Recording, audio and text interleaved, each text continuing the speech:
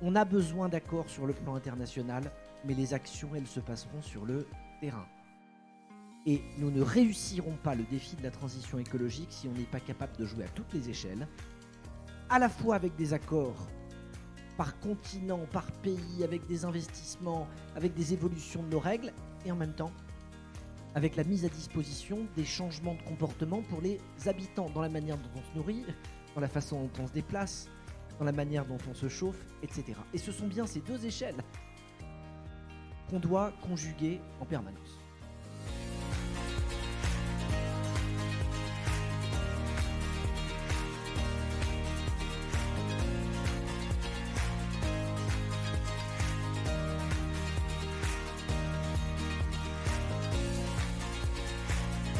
À la communauté de communes du Clunisois, on a un projet de territoire. Et ce diagnostic, eh bien, on l'a fait dans le cadre de ce projet qui couvre l'ensemble des besoins fondamentaux des habitants. Chacun des services concernés par ces différentes dimensions du projet de territoire ont participé à ce diagnostic. La réunion de restitution, elle permet un regard extérieur qui nous permet de voir comment on a avancé par rapport aux objectifs qu'on s'était fixés dans ce projet de territoire.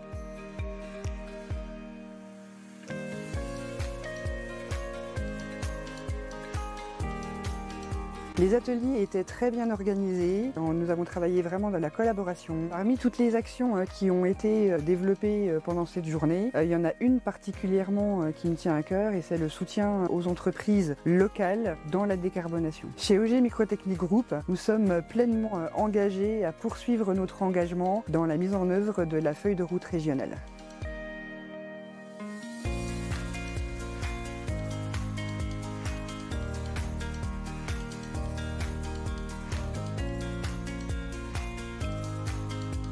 L'UFC Que Choisir agit dans l'intérêt des consommateurs. Elle promeut une société de consommation responsable, respectueuse des enjeux environnementaux et sociétaux. Lors de la rencontre avec le préfet et le vice-président du conseil régional, nous avons pu formuler des actions concrètes qui visent à déployer auprès du grand public toute action visant à encourager la transition écologique.